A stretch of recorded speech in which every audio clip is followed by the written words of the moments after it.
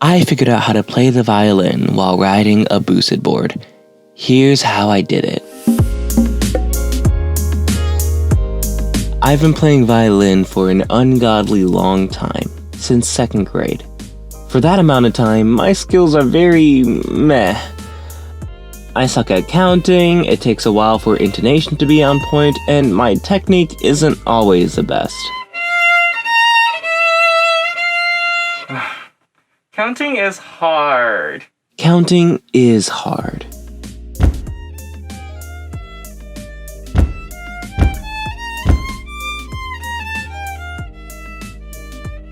Man, I love option 3. Why not combine with something that I love already, like riding a boosted board? Well, there's one problem with that. I need both hands to play the violin, and I need one hand to control my boosted board. Unless I grow a third hand, I don't really see that happening.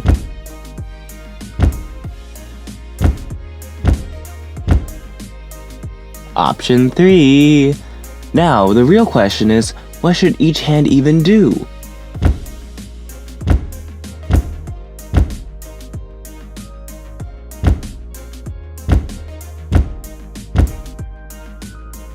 I guess we're going with the right hand.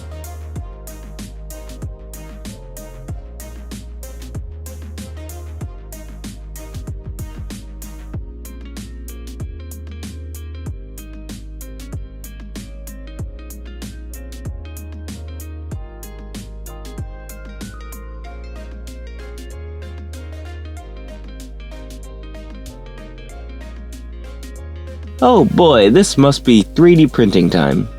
I'm thinking, and not 3D printing? Yeah, that caught me by surprise too. I was pretty sure I was gonna start 3D printing some sort of cage, but nah. 3D printing is a great tool, but if you can find a simpler solution that works, why not?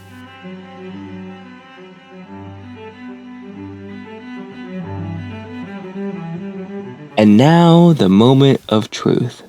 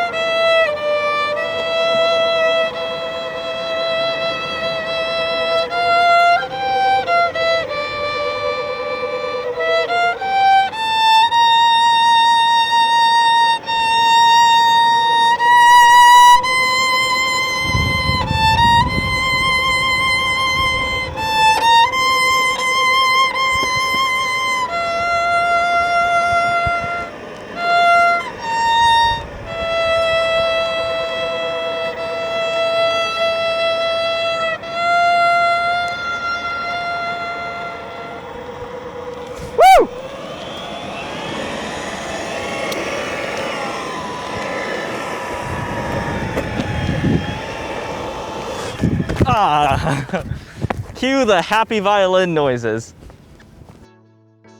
Oh my gosh. I will say that it's not perfect. It is definitely far from perfect. Let me be clear when I say that the easiest thing I could have done to make what I did even better was to practice. But that's not to say that that fixes all my problems, because I think that what it doesn't get at is the more underlying problems, like, is this even feasible? Is it something that people want to see? There's so many other confounding factors that wouldn't get answered if I just chose to shelter myself and practice until next March to make this perfect, so to speak. I don't think I have necessarily the answer to knowing how to do impossible things, but rather I believe that the key to start to do impossible things is just start to do it, put something out, even when it's not perfect, especially when it's not perfect. Like, I think that if I let my own personal insecurity of my intonation not being perfect and the mountain of other things that get in the way of me recording this, I think that it would have, I think my personal insecurities would have held me back from sharing what I really love. And I really love music, and I really love e-skate. And I'm glad that I found a way, I think I found a way to share both of those things. I am by no means comparing myself to Lindsey Sterling. She just happens to be a musician that comes to mind. I think she's a very applicable example because she got turned down hardcore at America's Got Talent because her playing was top-notch, unlike me, but her intonation wasn't perfect at certain points because she was jumping around, she's doing all these amazing acrobatic things, and that clearly didn't stop her. So my question to you is, do you have an impossible project?